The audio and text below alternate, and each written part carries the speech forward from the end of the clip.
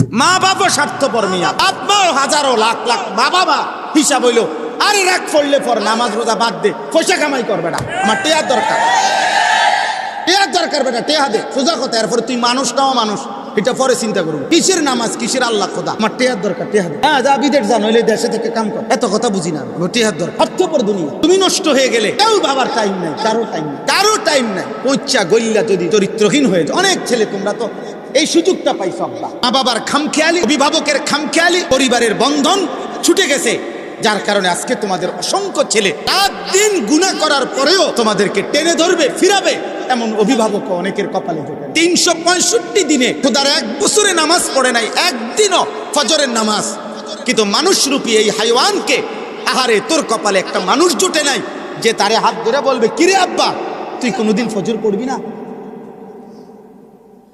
বিষয়টা কি?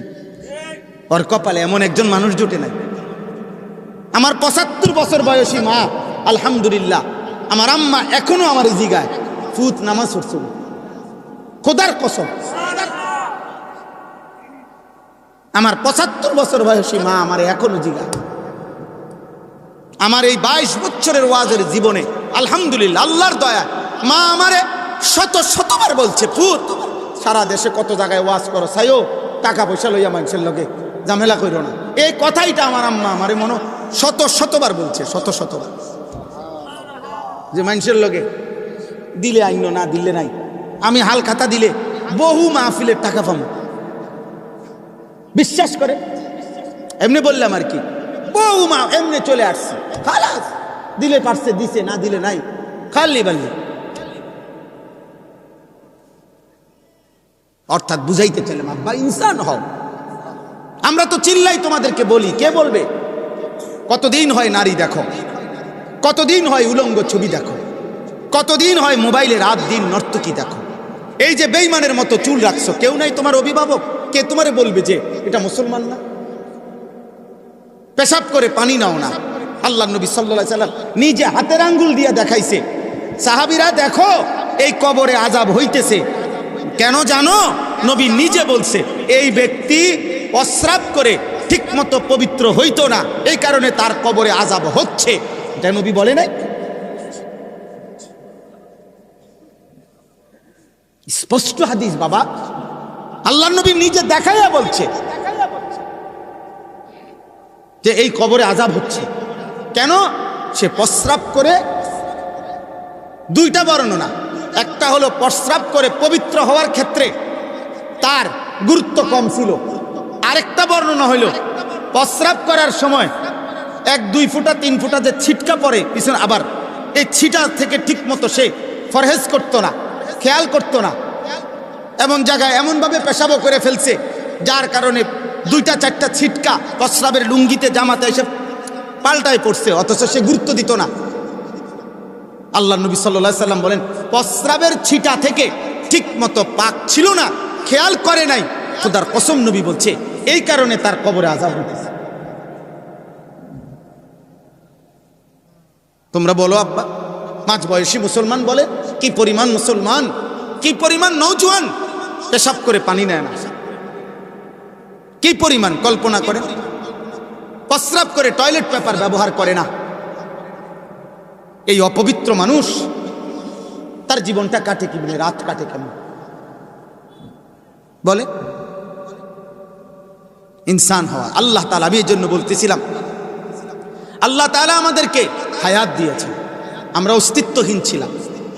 কাইফা তাকফুরুনা বিল্লাহ ওয়া কুনতুম আমওয়াতান ফাআহইয়াকুম। আল্লাহ বলেন কেমনে এমন মালিকের নাফরমানি করো?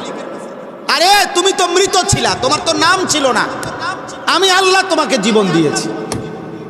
এইভাবে আল্লাহ মনে করায়, আল্লাহ যেন কাছের ইয়ে কইতেছে, এই বেটা কাইফা তাকফুরুন, আরে কেমনে আমার সেজদা না দিয়া থাকলা বেঈমান, আমি তোরে বানাইছি বেটা, তোরে আমি বানাইছি বেটা, আজকের রাত আমি দিছি, তোরে ঘুম থেকে আমি জাগাইছি বেটা, বেঈমান একটা সেজদা দিলি না, মানুষের বাচ্চা, মুসলমানের বাচ্চা বেটা, হাইওয়ান, একটা বেনামাজি দাঁড়ায়া বল বেটা তুই মানুষের বাচ্চা বেটা, এখন দাঁড়া বেটা, প্রতিবাদ কর। দাঁড়া বেটা, এখন দাঁড়া, দাঁড়া বেটা। মানুষের বাচ্চা তো নিকৃষ্ট হয়, মুসলমানের বাচ্চা।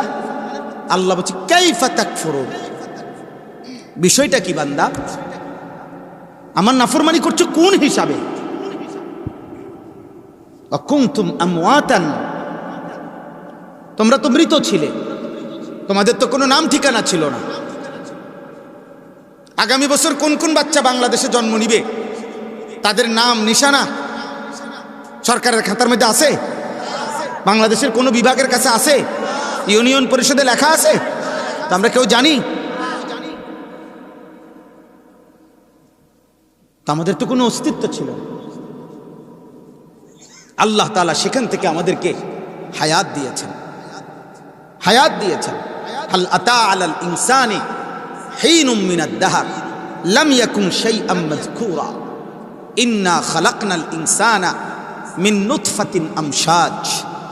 আল্লাহ বলে, আহারে বান্দা, তোমার উপর দিয়ে তো যুগের পর যুগ এমন গেছে যখন তোমার কোনো নাম ঠিকানা ছিল। কতকাল তুমি মাটির অস্তিত্বে, মানুষকে আল্লাহ মাটি থেকে সৃষ্টি করেছে। কিসের থেকে? এখন প্রশ্ন হলো যে আমারে সৃষ্টি করছে যেই মাটিটা থেকে, ওই মাটিটা পৃথিবীতে কত কাল থেকে ছিল আমি জানি? পৃথিবীর কেউ জানে? তো মাটিতে ছিল কতদিন কেউ জানে না। খাবারের মধ্যে ছিল কতদিন তোমার অস্তিত্ব কেউ জানতো না। বাপের বীর্য হিসাবে ছিল কতদিন কেউ জানতো না। মায়ের জরায়ুতে ছিল কতক্ষণ কেউ জানতো না। আমি সব ধাপ পার করে আমি আল্লাহ স্বামী স্ত্রীর মিলিত বীর্য থেকে আমি তোমাকে সৃষ্টি করেছি। আমাকে চেনো না? হ্যাঁ, আমাকে চেনো না? নর্তকী চিনলা, মোবাইল চিনলা, ইয়াহুদির বাচ্চারে চেনো, ফুটবলের খেলোয়াড় চেনো। ফুটবল খেলোয়াড় তোমার আব্বা। হ্যাঁ, তুমি খেলোয়াড়ের সন্তান, তাহলে খেলোয়াড়ের মতো সাজো কেন? বলো মুসলমান। আপনাদের অভিভাবকরা বলেন, আপনারা বেঁচে থাকতে এমন কাপুরুষ হয়ে গেলেন কেন? বছরের পর বছর আপনার ছেলে নামাজ পড়ে না, মেয়ে নামাজ পড়ে না, স্ত্রী পর্দা করে না, এমন কাপুরুষ হলেন কেন? আপনি পারেন না তো না পারলে সংসারটা ছেড়ে দেন না। আপনি জঙ্গলে না যাইবেন, সুন্দরবনে যান না কেন? আপনি আফ্রিকার জঙ্গলে যান না কেন? আপনি ওলামায়ে কেরাম থেকে জিজ্ঞাসা করছেন কোনোদিন যে হুজুর আমার ছেলেটা যে নামাজ পড়েন আমি আর কি করতে পারি? কয়জনই জিজ্ঞাসেন বলেন? আমার স্ত্রী যে পর্দা করে না আমি আর কি করতে পারি? না, কেন হু দিত, হু তাবিজ। হুজুর বিদেশ যাই না, তাবিজ আছে নি দেন। হ্যাঁ হ্যাঁ, কেন হু দিব। আর কোনো তাবিজ আসেনি? আর কোনো লাল লাল কালি দিয়ে লেখা দোকানের উপরে ঝুলাই দেন হুজুর, এমন একটা তাবিজ লাগাই দেবো, দেন লেখা দেন, কয় টাকা লাগুক লাগুক, ব্যবসা যাতে উন্নতি হয়। চা দোকানে দোয়া করাই দিছে হুজুর, হুজুর দোয়া করে দেন, কাজ করে হুজুর যাইতে দেরি নাই। এই যে টেলিভিশন শুরু হয়েছে, এই যে নর্তকীর নাচ শুরু হয়েছে, এই নাফরমান আর কোনোদিন এই টেলিভিশন আর বন্ধ করে না। হুজুর দিয়ে দোয়া করাই দিছে। দুনিয়া দুনিয়া এত বুঝা বুঝলেন, আখিরাতের ব্যাপারে জিজ্ঞেস করেন। ছেলেকে কিভাবে সংশোধন করতে হয়, মেয়েকে কিভাবে সংশোধন করতে হয়, স্ত্রীকে কিভাবে সংশোধন করতে হয়। না, সে উঠছে এক ঠেলাতে 3 তালাকটা 30টা দিয়ে পড়ছে, যা বেড়ি পুরো দিলাম স্যার। এরপরে আবার ব্যবে করে কাঁদে, অথবা নিজেদের মধ্যে এমন জঘন্য কথা আছে। সেদিন এক ছেলে আমারে বলছে কাঁদতে কাঁদতে, আমি অবাক, আসমান থেকে যেন পড়ছি। সে বলতেছে হুজুর আমার বয়স এখন 28 বছর, আমার বয়স যখন 12 বছর তখন আমি নিজ কানে শুনছি আমার আব্বা মা ঝগড়া করতে গিয়ে আমার বাবা আমার মারে 3 তালাক দিছে, কিন্তু হুজুর আমি নিজ কানে শুনছি, অথচ ওনারা একভাবে সংসার করতেছে এখনো। আমি কি করতাম হুজুর আমি বুঝি না। হিসাব বোঝেন নাই? ওই ছেলে বলতেছে হুজুর আমার এখন দিনের বুঝ আসছে, আমি এখন কি করবো হুজুর, আমি কিছুই বুঝতেছি না, আমি তো নিজ কানে শুনছি।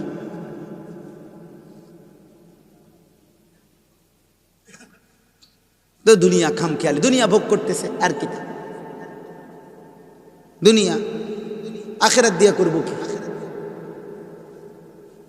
আখেরাত দিয়ে করবে কি? আল্লাহ আমাদেরকে বুঝ দান করেন।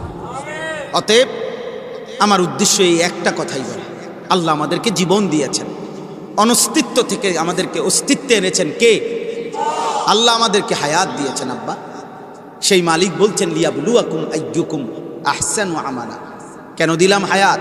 এই রাত কেন দিলাম? এই দিন কেন দিলাম? বান্দা, তোমারে আমি জন্ম থেকে ধীরে ধীরে এই বয়সে কেন পৌঁছাইলাম?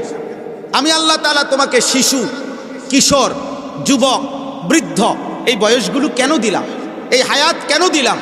একটাই উদ্দেশ্য, আমি তোমাকে পরীক্ষা করছি আখিরাতের বিবেচনায় তোমাদের আমল কতটা সুন্দর, তোমার ঈমান কত সুন্দর, তোমার ওযু কতটা সুন্দর, তোমার নামাজ কতটা সুন্দর, তোমার যাকাত কতটা সুন্দর, তোমার রোজা কতটা সুন্দর, তোমার হজ কতটা সুন্দর, তোমার জিকির কতটা সুন্দর, তোমার তেলাওয়াত কতটা সুন্দর, তোমার ইবাদত কতটা সুন্দর, তোমার রোজগার কতটা সুন্দর, তোমার স্বামী স্ত্রীর সম্পর্ক কতটা সুন্দর, তোমার বাপ সন্তানের সম্পর্ক কতটা সুন্দর, তোমার ঘর কতটা সুন্দর, তোমার ব্যবসা কতটা সুন্দর, তোমার রাষ্ট্র কতটা সুন্দর। সব কিছুতে আমি সুন্দরটা দেখতে চাই, পরীক্ষা করছি। কারণ এই সুন্দরের বিনিময়ে পরীক্ষা করে, এই সুন্দরের উপরে ভিত্তি করে আখিরাতের জান্নাত কিংবা জাহান্নাম দেব। লিয়াবলুয়াকুম আইয়ুকুম আহসানু আমালা। আমি পরীক্ষা করছি। আমি বুঝি আর না বুঝি, আমাদের দুনিয়া পরীক্ষা চলছে। এজন্য দুনিয়াকে বলে দারুল ইমতিহান, আখিরাতকে বলে দারুল জাযা। দুনিয়া পরীক্ষার ঘর, আখিরাত ফলাফলের ঘর। দুনিয়া দারুল মিহান, মেহনতের ঘর, দুনিয়া পরিশ্রমের জায়গা। আখিরাত হলো দারুল জাযা ওয়াল হিসাব, আখিরাত হলো হিসাবের জায়গা। ওখানে হিসাব হবে, এখানে বন্দিগি হবে। মেহনত হবে এখানে, ফলাফল মিলবে কোথায়? হাসরের মাঠ, হাসরের মাঠ, হাসরের মাঠ। এই কথাটাই, এইটাই আমি পড়ছি সূরা মুলক। এই সূরার 2টা আয়াত আমার বলার উদ্দেশ্য এই কথাটাই বাবা। মূল কথা এটাই।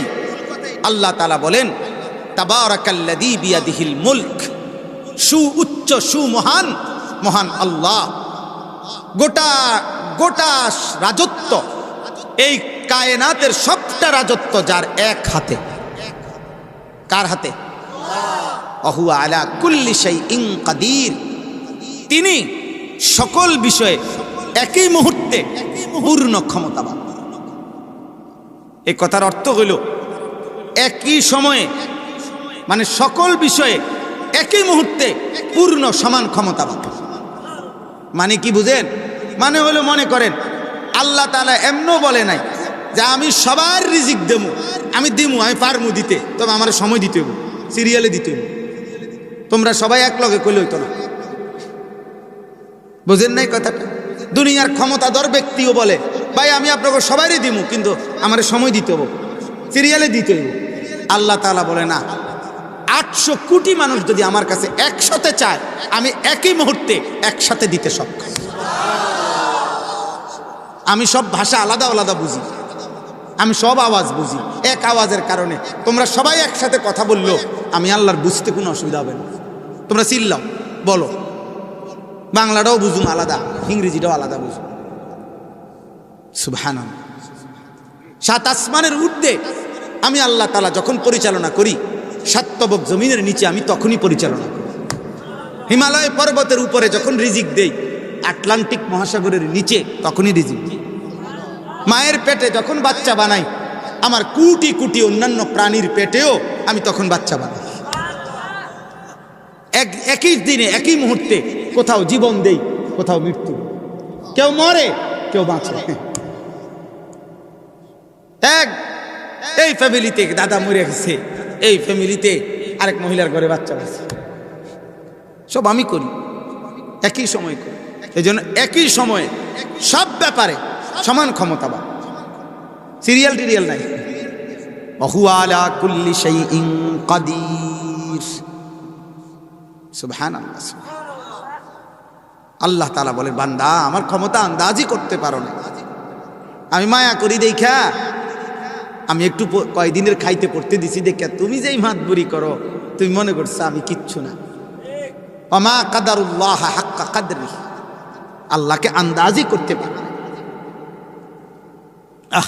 এই ছেলে পেলেগুলার হালাত দেখলে আমার এটা প্রায় মনে হয় ওই চিনেই না, আল্লাহ চিনেন। এইগুলার চুল চেহারা দেখলে, বেনামাজি জিন্দিগি দেখলে